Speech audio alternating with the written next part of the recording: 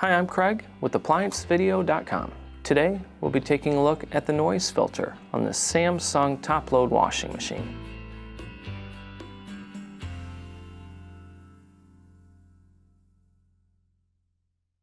Stop. Before beginning any repair, always be sure to disconnect the power to the appliance. It is also recommended to test the outlet for the proper voltage. Remember to also turn off the water.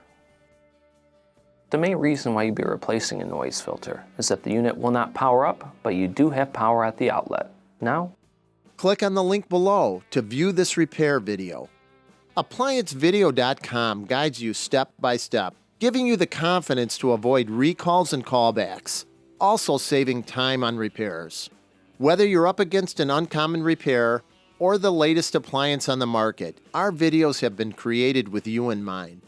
Our growing library of videos have been produced using our factory-certified technicians who have extensive infield experience over the past 30 years.